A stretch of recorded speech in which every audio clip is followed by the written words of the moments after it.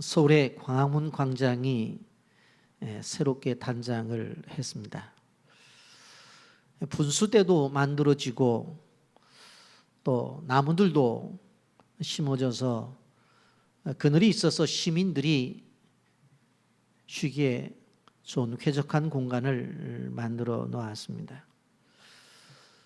그런데 그 광장에는 세종대왕 동상과 이순신 장군 동상이 있습니다. 직접 가서 보신 분들도 계시고 그 앞에서 사진을 찍으신 분들도 계실 것입니다. 여러분, 우리가 우리 민족을 반만년의 역사라고 그렇게 말을 하는데 그 반만의 역사 속에서 왜 이 두 사람의 동상을 이 서울 한복 광화문 광장에 만들어 놓았을까? 끊임없이 광장은 바뀌어지는데 이 세종대왕의 동상과 이순신 장군의 동상은 그 자리를 지키고 있다는 것입니다. 왜 그런가 하면 우리 민족의 역사 속에서 최고의 리더였기 때문에 그래요. 최고의 지도자였기 때문에. 우리 민족의 절대절명의 위기에서 건져낸 리더이자 문화붕의 토대를 이룬 리더였기 때문에 그렇습니다. 여러분, 이순신 장군이 외세의 침입을 막지 않았다면 아마 우리 민족이 역사 속에 사라져 버릴 수도 있었을 것입니다. 그리고 세종대왕이 없었다면 우리는 여전히 그 어려운 한문으로 소통을 했었을 것입니다.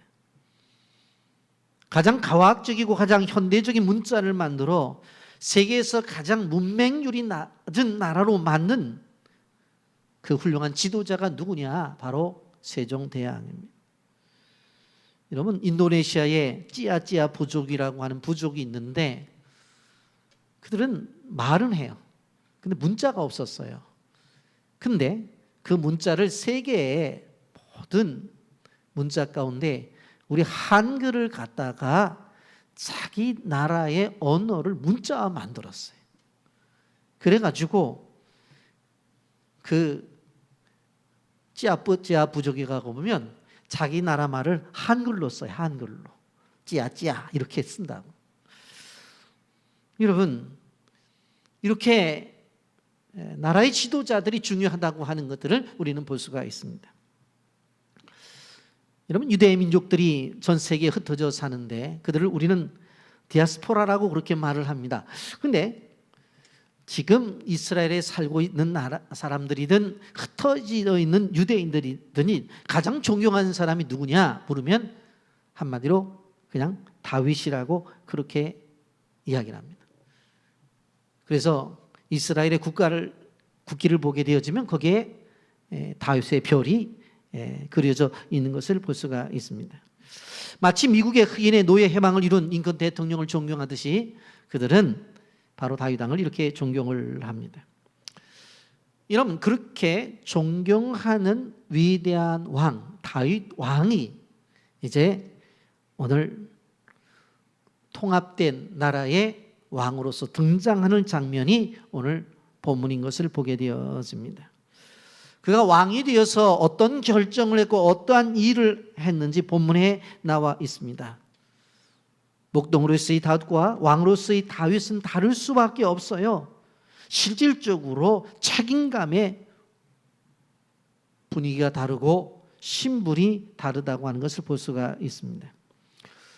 다윗이 목동 시절에 하나님을 얼마나 사랑했는지 우리는 시편 23편을 보면서 알 수가 있는데 그는 왕이 되어서도 하나님을 극진히 사랑했던 것을 보게 되어집니다. 그는 왕이 되었을 때 한순간에 그대로 태어난 것이 아니라 오랜 준비의 시간과 과정을 통해서 왕이 되었던 것입니다. 그래서 오늘 본문 속에서 우리는 그런 왕됨을 보기를 원하는 것입니다. 우리는 가정에서 리더이고 또 교회 안에서도 리더입니다. 그래서 사회 나가면 구석구석에서 리더의 역할을 감당을 하고 있습니다. 그렇다고 한다면 오늘 리더가 되기를 원하고 리더자가 되신 분들은 오늘 다윗의 이 리더십, 지도상을 배워서 우리가 진정한 이 시대 속에서 인정받는 그러한 리더자가 되기를 바라는 것입니다. 영상 보고 말씀 계속하겠습니다. 한국 교회사 초기에 우리나라에 와서 선교 활동을 한 분 중 펜윅이라는 분이 있습니다. 그는 주로 시골에 들어가서 조용히 선교 활동을 하셨는데 동네 청년들이 와서 서양악기 물러가라, 여자를 도둑질해 가는 놈은 물러가라, 아이들 유괴하는 놈은 물러가라며 소리를 질렀다고 합니다. 그때 펜윅 선교사는 그런 비난의 소리에 전혀 동요하지 않고 웃으면서 평상시처럼 복음을 전했습니다. 동료들은 왜 가만히 참고만 있느냐, 자존심도 없냐, 당장 나가서 진실을 밝히라고 얘기했지만 그는 이렇게 말씀하셨다고 합니다. 저는 서양악기가 아니라 펜윅이요. 저 사람들이 뭐라든 그것이 사실이 아니라면 나에게는 전혀 상관없는 일이요. 펜윅 선교사처럼 많은 사람들이 하나님의 말씀을 전하면서 고난을 당했고 고난을 당하면서도 포기하지 않고 오랫동안 인내하며 참았습니다. 야고보서 5장 10절 형제들아 주의 이름으로 말한 선지자들을 고난과 오래 참음의 본으로 삼으라. 여러분도 이런 상황에서 남들의 시선이나 비난에 상관없이 해야 할 사역에만 집중할 수 있으신가요? 아무리 신앙생활을 오래 했다 할지라도 그것은 쉽지 않을 것입니다. 오래 참는다는 것은 그저 묵묵하게 아무것도 하지 않으며 꾹 참는 것일까요? 인내는 단순히 참는 것만을 의미하지 않습니다. 그냥 주저앉아 가만히 있는 것은 성경적 인내가 아닙니다. 성경적 인내는 그저 참기만 하는 것이 아니라 장애물이 가로막아도 물러서지 않고 자신에게 맡겨진 하나님의 사명을 위해 계속 나아가는 것입니다. 인내는 믿음의 한 형태입니다. 하나님이 우리의 문제를 해결해 주시리라는 신뢰가 인내의 밑바탕에 깔려 있어야 합니다. 그리스도인은 아무리 힘들고 어려워도 주님께서 주신 길을 포기하지 않고 인내하는 자세를 가져야 합니다. 왜냐하면 하나님께서 하나님의 때에 반드시 축복하실 것이기 때문입니다. 히브리서 10장 36절 너희에게 인내가 필요함은 너희가 하나님의 뜻을 행한 후에 약속하신 것을 받기 위함이라. 그러므로 어려운 일이 일어나면 왜 나에게 이런 일이 일어났을까라고 원망하기보다는 하나님은 이 상황에서 내가 무엇을 하고 무엇을 배우기를 원하실까라고 질문해야 합니다. 케빈 쿨러는 이 세상에는 재능이 있으면서도 성공하지 못하는 사람이 많다. 다른 사람보다 훌륭한 교육을 많이 받았고 많은 능력을 가졌으면서도 성공하지 못한 사람이 많다. 그 이유는 인내하지 못했기 때문이다 라고 말했습니다. 오래 참는 인내가 없으면 그 어떤 일에서도 열매를 기대하기 어렵습니다. 야고보서 5장 7절에서 8절 그러므로 형제들아 주께서 강림하시기까지 길이 참으라. 보라 농부가 땅에서 나는 귀한 열매를 바라고 길이 참아 이른 비와 늦은 비를 기다리나니 너희도 길이 참고 마음을 굳건하게 하라. 주의 강림이 가까우니라. 야고보가 이 말씀을 기록할 당시는 네로 시대로 그리스도인들에게 큰 환난과 박해, 고통스러운 핍박이 있었던 시대입니다. 이런 상황에서 야고보는 길이 참으라고 3번이나 강조하며 말했습니다. 예수님을 믿는 사람은 성령의 사람이므로 길이 참고 인내하며 환경의 어려움을 극복해야 한다고 권면합니다. 야고보는 이 세상에서 참을 일이 너무나 많다는 것을 알았기에 수확을 기다리는 농부를 예로 들으며 참고 인내할 때 열매가 맺히고 아름다운 그리스도인의 인격체로 숭화된다고 이야기합니다. 방금 씨를 심었는데 내일 당장 열매를 기대하는 농부는 없을 것입니다. 만약 땅에 씨를 심고 바로 싹이 나지 않는다고 불평하는 사람이 있다면 그는 정말 어리석은 농부입니다. 씨를 심었다면 열매를 맺기까지 오래 참고 기다려야 합니다. 인내는 온전한 그리스도인이 되기 위해서 우리가 반드시 가져야 할 덕입니다. 하나님의 언약의 성취를 받기 위해서는 인내하며 기다려야 합니다. 농사가 하루아침에 이루어지는 것이 아니듯 신앙생활도 하루아침에 이루어지지 않습니다. 교회 1년 다니고 바뀐 것이 없다고 포기하거나 새벽기도 몇 번 나가고 11조 한 번 했는데 기도응답이 없다고 포기하면 안 됩니다. 소망을 가지고 인내하며 오래 참을 때 풍요 풍요로운 신앙의 열매를 거둘 수 있습니다. 오래 참음은 성령의 역사하심을 통해서 얻을 수 있는 인격의 열매이며 순종하는 자들에게 성령을 역사하십니다. 야고보서 1장 4절 인내를 온전히 이루라 이는 너희로 온전하고 구비하여 조금도 부족함이 없게 하려 함이라. 우리 영상에서도 보았습니다마는 한 사람의 삶을 보게 되었을 때에 그 속에서 이끌어 가시는 하나님을 우리는 보게 되어집니다. 오늘 우리는 이 본문을 보면서 다윗을 이끌어 가시는, 인도하시는 하나님에 대해서 보게 되어집니다. 사무엘상 16장에 보게 되어지면 다윗이 어렸을 때에 사무엘로부터 기름 부음을 받는 것을 보게 되어집니다. 하나님께서 사울을 왕으로 세운 것을 후회하시고 어느 날 사무엘에게 베들레헴에 있는 이새의 집에 가서 그 집의 아들 가운데 한 사람을 선택해서 기름을 부으라고 말씀을 하십니다. 그래서 사무엘 선지자는 베들레헴에 있는 이새의 집에 방문을 하게 되어져 있고 그 가정에서 가장 막내인 다윗을 선택해서 이제 기름 부음을 허락합니다. 볼품없는 사람이었습니다. 나이도 어렸습니다. 그냥 양떼를 모는 목동에 불과했습니다. 그런데 하나님께서 그를 선택하셔서 사무엘을 통하여 기름을 부으시는데 기름 부음을 받았다고 해서 한순간에 왕이 된 것은 아니었습니다. 그가 기름 부음을 받은 다음에도 고난의 시간이 계속 이어졌던 것을 보게 되어집니다.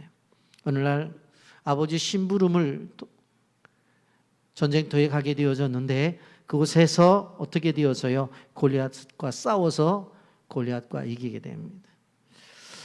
골리앗을 죽인 뒤에 그 일로 인해서 수많은 사람들에게 칭송을 받게 되어지는데 그 일이 결국은 바로 사울왕으로부터 시기를 받게 되어지고 끊임없이 사울왕이 그를 죽이려고 하는 것입니다. 사무엘상 22장부터 보면 다윗의 사울왕이 쫓김을 당해서 사무엘 선지자의 고향인 놉 땅으로 피신을 합니다마는 그곳까지도 쫓아오게 되어지죠. 그래서 이방 땅인 블레셋 땅으로 도망을 가요. 가드왕과 함께 그가 생활하는 중에 결국 가드왕의 신하들이 알아보게 되어지자 그는 침을 질질 흘리며 미친 척을 합니다. 그래서 다시 유대 땅으로 돌아오게 되어지는데 바로 아둘람 동굴로 돌아오게 되어져요. 다윗이 돌아왔다는 이야기를 듣고서 환난당하고 빚진 자와 원통한 자들이 모여들었는데 무려 400명이 몰려든 것을 보게 되어집니다. 근데 끊임없이 사울은 그를 죽이려고 쫓아다녀요. 그래서 그것도 안전할 수가 없어서 증조 할머니의 고향인 모압의 미스베 성으로 갑니다마는 선지자 갓이 나타나서 왜 여기 이방 땅에 있느냐 돌아가라고 그렇게 말을 하므로 순종하면서 유대 땅으로 들어가 유대 헤레 수풀에 이르게 되어지는데 그일라 주민들이 블레셋 군대에게 약탈을 당했다는 이야기를 듣고 도와주게 되어집니다. 그 이야기를 듣고 다른 사람이 또 몰려들었는데 또 200명이 더 몰려들었어요. 그래서 주변에 600명을 거느리는 그러한 지도자로 그가 세워지게 되어집니다. 그러던 중 사울왕과 왕자인 요나단이 길보아 전투에서 전사를 하게 되어지죠. 그러니까 유대의 사람들이 다윗에게 찾아와서 다시 왕이 되어 달라고 요청을 해요. 그래서 좋다, 왕이 되겠다 그랬는데 바로 그 한 지파만 다윗을 추종하고 나머지 11지파는 다윗을 따르지 않았어요. 그가 기름 부음을 받았습니다마는 유다 지파 한 지파의 왕으로서 이제 생활을 하게 되어집니다. 나머지 11지파는 사울 왕의 아들이었던 이스보셋을 왕으로 섬겼던 것입니다. 그런데 시간이 가면 갈수록 많은 사람들이 다윗에 더 관심을 가지고 다윗에게 더 지원을 함으로 세력이 커지는 거예요. 그러다가 이스보셋이 신하인 바나와 레갑에 의해서 암살을 당하게 되어집니다. 이제 실질적으로 이스보셋이 죽자 이제 11지파의 왕은 사라져 버린 거예요. 그렇게 되어지자 이스라엘의 온 지파가 모여서 공식적으로 다윗에게 기름을 부어서 당신이 우리의 유일한 왕이라고 추대를 하게 됩니다. 바로 그 내용이 사무엘하 5장 1절부터 3절의 말씀입니다. 이스라엘 모든 지파가 헤브론에 이르러 다윗에게 나와 이르되 보소서 우리는 왕의 한 고륙이니이다. 전에 곧 사울이 우리 왕이 되었을 때에도 이스라엘을 거스려 출입하게 하신 분은 왕이시었고 여호와께서도 왕에게 말씀하시기를 내가 내 백성 이스라엘의 목자가 되며 내가 이스라엘의 주권자가 되리라 하셨나이다 하니라. 이에 이스라엘 모든 장로가 헤브론에 이르러 왕에게 나오매 다윗 왕이 헤브론에서 여호와 앞에 그들과 언약을 맺음에 그들이 다윗에게 기름을 부어 이스라엘 왕으로 삼으니라. 여러분, 기름 부어서 왕이 되었다고 하는 이 기름 부음을 다윗의 일생에 보면 3번이나 반복해서 받는 것을 볼 수가 있어요. 우리가 잘 아는 대로 처음에는 언제예요? 자기 집에서 목동으로 있을 때에 사무엘이 와서 기름 부어요. 두 번째로는 바로 이제 사울 왕과 요나단이 죽었을 때에 그 유대 지파 사람들이 헤브론에서 바로 이 다윗에게 기름을 부어 가지고 두 번째로 왕으로 인정을 합니다. 그러나 한 지파만이었어요. 그리고 나서 오늘 본문에 나오는 것처럼 이스보셋이 죽자 11지파의 지도자들이 와가지고 어떻게 합니까? 당신은 이 우리 유대 나라의 전체 통합 왕으로 세워지기를 원합니다. 라고 그렇게 왕으로 세우는 것을 볼 수가 있습니다. 여러분, 이러한 과정을 통해서 우리가 알 수 있는 것은 무엇인가 하면 이러한 하나하나의 과정이 다른 것이 아니라 하나님의 이끄심이었다라고 하는 것입니다. 여러분, 알기 쉽게 도표를 제가 그려서 화면에 보여드리는데 보게 되어지면 처음에 집에서 사무엘에게 기름 부음을 받죠. 그런데 기름 부음을 받은 다음에 이 다윗이 얼마나 많은 어려움을 당하게 되어져요. 그래서 블레셋에 갔다가 되돌아와서 이제 소위 아둘람 굴에서 아둘람 공동체를 이루게 되어지는데 그때 실질적으로 400명 정도가 모였어요. 400명을 이끌고 도망다니는 거 쉽지 않잖아요. 그래서 이방 땅에 갔는데 갓선지자가 왜 여기 있냐고 힘들어도 돌아가라고 해서 돌아왔어요. 결국은 그일라 주민들을 도와준 다음에 200명이 더 플러스가 되어서 한 600명 정도. 그런데 이게 전쟁에 나갈 수 있는 사람만 600명이니까 처자식을 따지면 2,000명이 넘는 사람. 이 사람들을 데리고 지금 도망 다니는 거 쉬운 게 아니란 말입니다. 그래서 그 다음에 어떤 일이 벌어져요. 이제 사울과 요나단이 죽자 유대지파 사람들이 왕이 되어달라는 요청에 의해서 7년 6개월 동안 헤브론에서 왕 노릇을 합니다. 11지파는 이스보셋을 세워서 다른 나라를 운영하고 있었어요.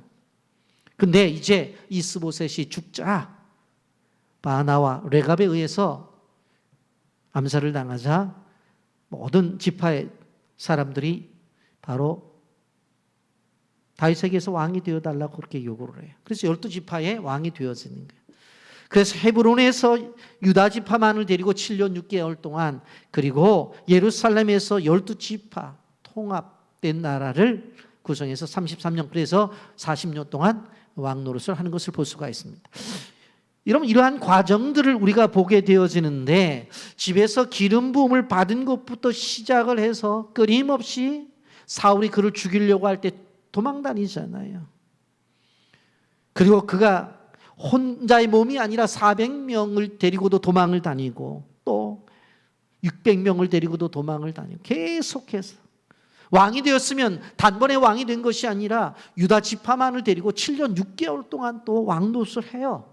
그러다가 이스보셋이 죽게 되어지니까 또 와서 자기들 왕이 되게 해달라는 거예요. 이 스토리가 이렇게 진행이 되어집니다. 그런데 이것이 중요한 것이 무엇인가 하면 이러한 한 가지 한 가지가 뭐예요?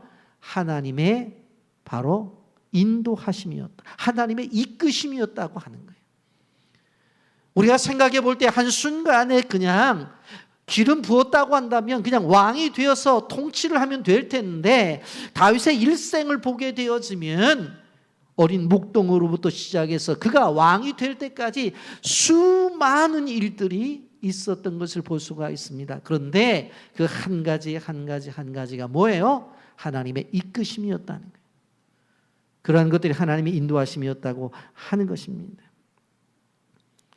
기름 부음도 3번씩이나 받죠. 그리고 끊임없이 왕도 한 번에 되는 것이 아니라 한 지파만 다스리는 그러한 유다 지파의 왕이 되었다가 7년 6개월 동안 견디고 이겨내니까 나중에 전체 이스라엘을 다스리는 왕이 된 거예요. 이런 7년 6개월을 있으면서 성경 어디도 내가 이거 한 지파만 갖고 왕이 될 사람이 아니잖아 하고 전쟁을 일으켜서 11지파를 침공했다는 이야기가 없어요. 끝까지 참고 기다리고 하나님의 뜻을 기다리는 거예요. 여러분 그렇게 왕이 되었는데 여기에 전쟁이 하나 일어납니다. 그런데 이 전쟁을 오늘 성경은 기도로 이긴 전쟁이라고 명시를 하고 있습니다.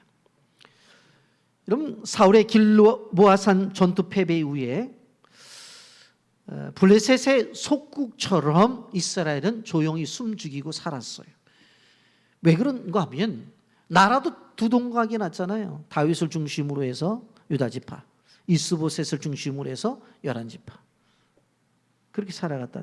그런데 이제 통합된 나라가 되어지면서 강건한 모습이 보여지는 것입니다. 블레셋이 보게 되어질 때 저대로 놔두면 안 되겠다. 한번 본때를 좀 보여줘야 되겠다. 그래가지고는 전쟁을 일으키게 되어지는데 그 르바임 전투에서 다윗이 2번이나 대승을 거두게 되어집니다.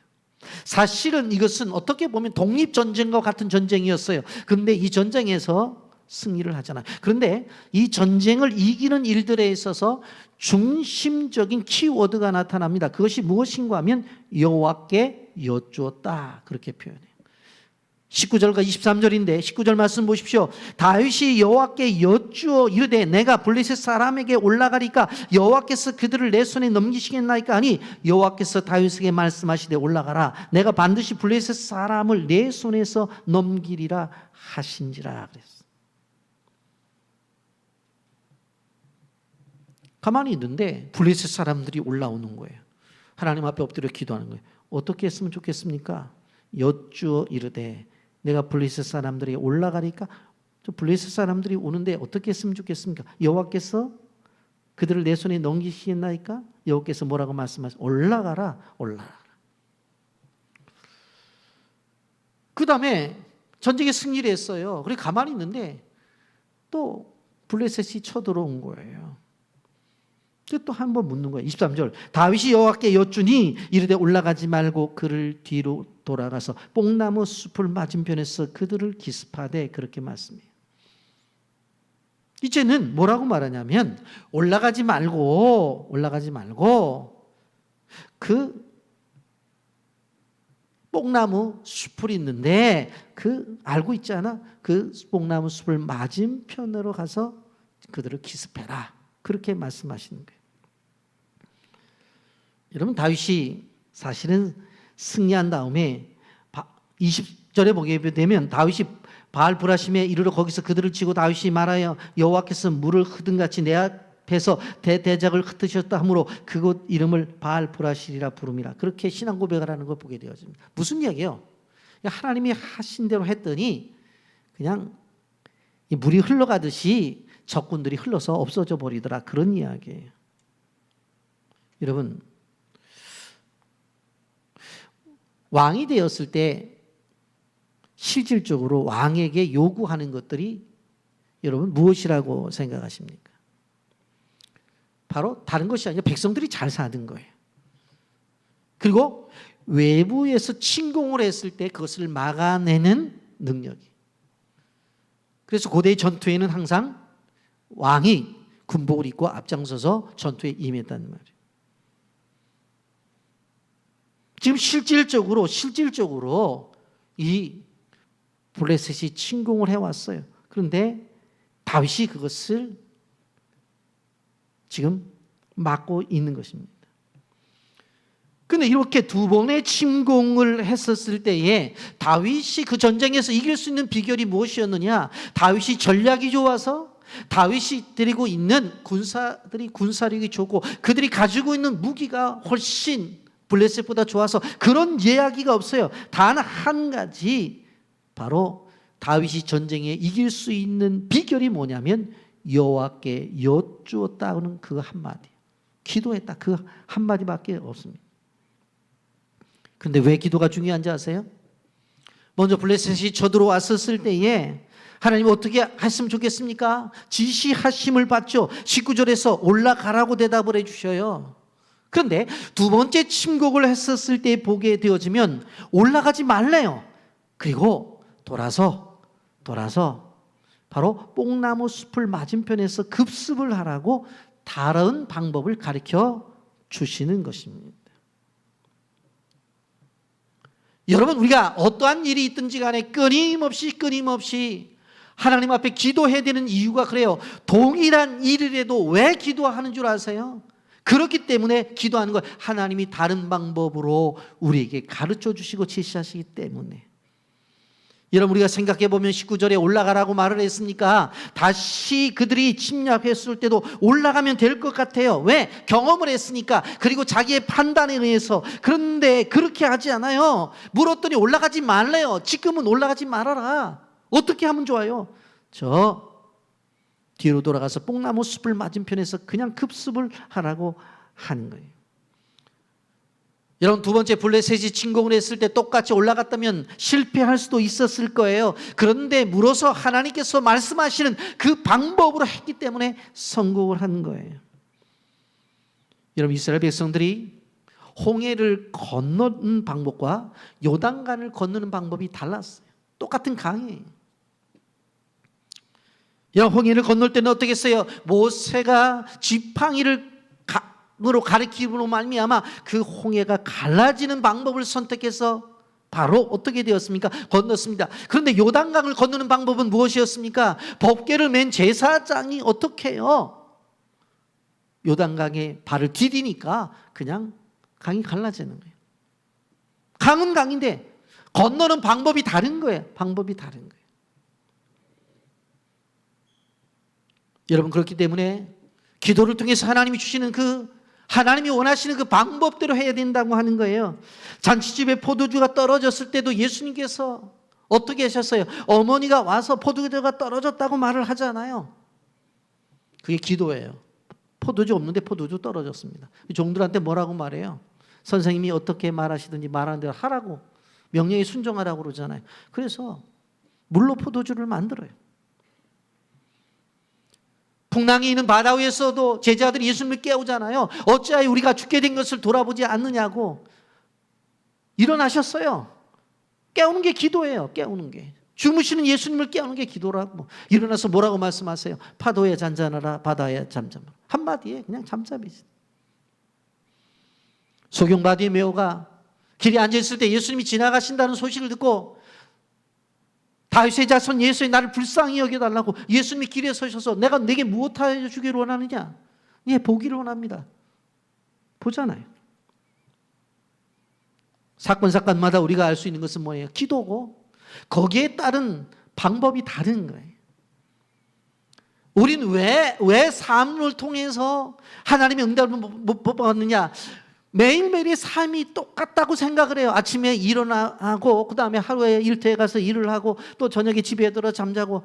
그러니까 우리의 생활이 똑같다고 해서 하나님이 나에게 관계하면서 나에게 인도하시는 방법도 똑같다고 생각. 그게 아니래요. 동일한 나의 삶은 매일매일의 방법이지만 다가오신 은혜는 다를 수 있다는 걸 알아야 돼요.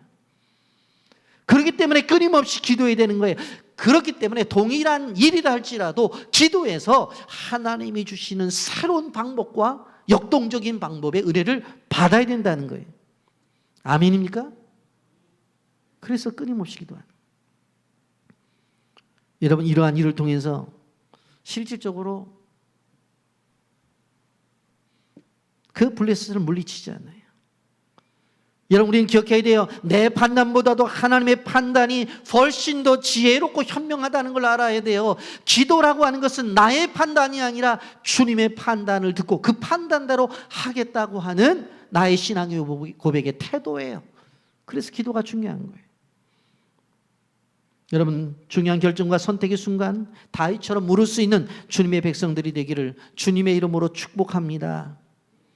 여러분, 근데 저는 본문을 보면서 이 다윗이 왕이 되었잖아요. 그럼 왕이 되었으면 왕으로서 해야 될 일들이 있잖아요. 그러한 것들을 좀 본문을 보면서 좀 우리가 생각하면서 은혜를 나누고자 하는 것입니다. 여러분, 다시 왕이 되었어요. 왕이 되었다는 것은 하나님의 부르심 앞에 순종을 한 것이고, 결국은 그가 왕이 되었다고 하는 것은 하나님께서 그에게 주신 사명을 감당하는 거예요. 그러니까 사명자로서 다윗은 하나님 앞에 지금 서 있는 거예요. 그렇다고 한다면 그의 모습을 좀 볼 필요성이 있어요. 여러분, 우리가 생각해 보면 한 지파만 7년 6개월 동안 그를 지지하다가 이스보셋이 죽었다고 해서 11지파가 어떻게 한순간에 다윗에게 왔을까 하는 생각을 가져볼 수 있잖아요. 생각해 보면 혹시 사울의 아들 가운데서 남아있는 아들은 없어 찾을 수도 있는 거고 다른 대안을 찾을 수도 있는데, 그렇지 않고 11지파의 지도자들이 다윗에게 헤브론에 찾아와서 당신이 우리의 왕이 되어달라고 요청을 하는 거예요. 그래서 33년 동안 통합된 나라의 왕이 되어지는 거예요. 여러분, 거기서 첫째 우리는 죽은 아브넬과 이스보셋에 대한 대우를 어떻게 다윗이 했는지를 보아야 되는 거예요. 사실 아브넬이 다윗과 언약을 맺으러 헤브론에 왔다가 언약을 맺고 돌아가는 길에 요압이 자기의 동생을 죽였다고 해서 아브넬을 죽이잖아요. 그 사실을 알고 실질적으로 다윗이 너무 가슴 아파했어요. 우리가 이미 생각해 보았습니다마는 사무엘의 3장 31절 말씀해 보게 되어지면 아브넬이 죽고서 상여가 나가게 되어질 때에 다윗이 왕된 몸으로서 그 뒤를 쫓아가면서 애곡을 했어요. 그 모습을 누가 본 거예요? 모든 사람들이 본 거예요. 여러분, 생각을 해보세요. 이방 나라의 군대 장관이었어요. 근데 와서 이제 아무리 봐도 하나님의 뜻이니까 내가 11지파의 지도자들을 잘 설득을 할 테니까 나라를 하나로 만드십시다. 다윗은 뭐 좋다. 그렇게 하고 자기 고향으로 돌아가다가 다윗의 허락도 없이 밑에 있던 요압 장군이 어떻게 되어져요? 아브넬을 죽이잖아요. 근데 그것에 대해서 너무 슬퍼한 거예요. 그리고 그의 장례를 그러한 상황 속에서도 최대한도로 예우를 해서, 그 예우가 목에 어떤 예우가 가장 큰 얘기 있어요. 왕이 상여가 나가는데 조복을 입고 뒤에서 눈물을 흘리며 가는 거 이상으로 크게 해준 게 어디 있겠어요? 사람들이 깜짝 놀란 거예요. 야, 대단한 사람이다. 그리고 그 다음에 레갑과 바나에서 이스보셋이 죽임을 당하게 되어져요. 그런데 우리가 생각해 보면 레갑과 바나가 이스보셋을 죽였잖아요. 그러면 이제는 다윗이 통합된 왕이 되는 데 있어서 가장 큰 역할을 했잖아요. 그러면 너는 좌의정하고 너는 우의정하라, 그렇게 할 것 같은데 어떻게 했습니까? 실질적으로 사울왕을 죽였다고 거짓말로 이야기했던 아말렉 소년을 죽였던 것처럼 레갑과 바나를 어떻게 해요? 어떻게 기름 부음 받은 거룩한 존재를 어떻게 네가 죽일 수 있냐고 해서 이스보셋을 다윗이 처형을 하잖아요. 그걸 보고 깜짝 놀라는 거예요. 사람들이 생각하는 거하고 달라요. 다른 사람들의 태도하고 다른 거예요. 야, 적군의 왕이 죽었다. 이제는 내가 왕이 되겠구나 하고 누구 말대로 이불 속에서 기뻐한 것이 아니라 그러한 일들 앞에서 어떻게 해요? 다른 모습을 보이는. 다윗이 가지고 있는 이러한 태도는 다른 사람들이 가지고 있는 굳은 마음을 녹여줬어요. 야, 정말 저 사람이 우리의 왕이 될 만하구나. 여러분, 그래서 다윗의 리더십은 어떤 한쪽만 요구하는 편향적인 리더십이 아니라 전체를 아우르는 통합형 리더십이라고 하는 것을 볼 수가 있습니다. 여러분, 우리가 내일이 광복절입니다. 나라 민족을 우리가 생각해 보는 날이죠. 우리 민족은 남북한으로 대치가 되어져 있어요. 그건 그렇다고 해도 더 큰 문제가 무엇입니까? 이 조그만 땅덩어리에 영이 야니하면서 그냥 싸우고 있어. 여러분, 우리가 그리스도인으로서 기도해야 될 것은 무엇인가 하면 다윗처럼 모든 사람을 이렇게 품을 수 있는 그러한 리더자가 나타나야 되고, 그런 지금의 지도층들이 그런 리더자가 되어져야 된다고 하는 것입니다.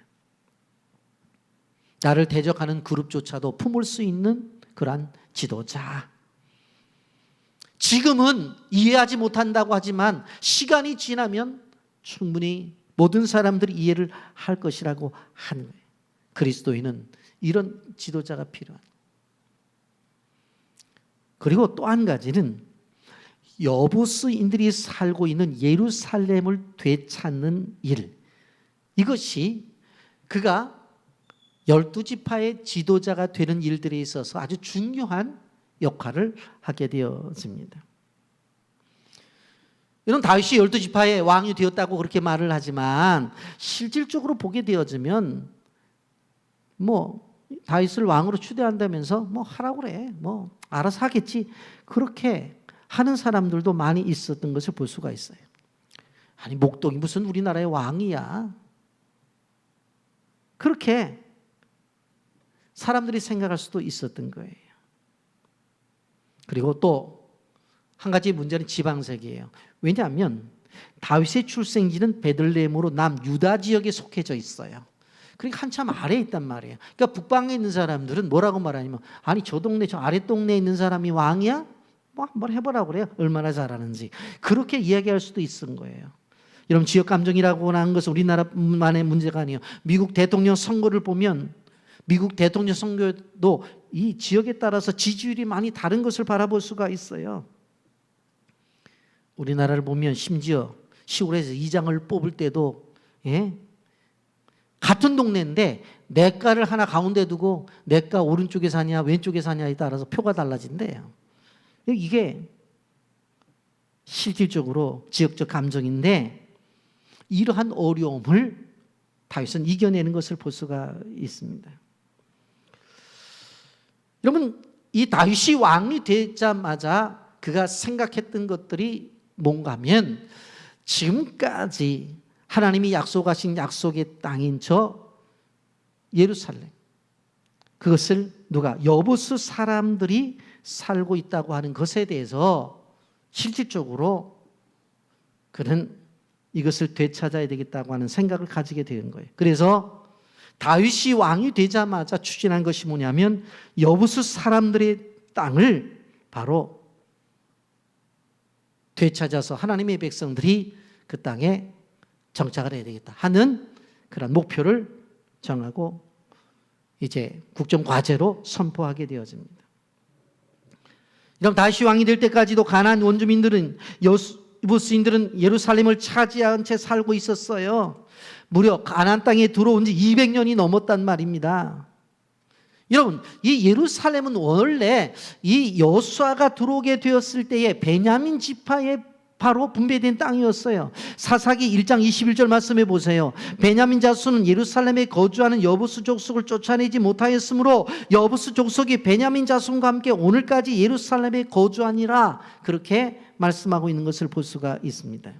분명코 이 땅은 하나님의 약속의 땅이에요. 그리고 여호수아가 어떻게 했습니까? 실질적으로 베냐민 지파한테 이 땅을 점령해서 살라고 이야기를 했어요. 그런데 그렇게 했음에도 불구하고 200년 동안을 점령하지 못하고 지금 있는 거예요. 여러분, 사사시대가 끝나고 왕정시대가 되었는데도 이러고 있어요. 여러분, 왜 그런가 하면 예루살렘은 든든한 요새이기 때문에 그래요.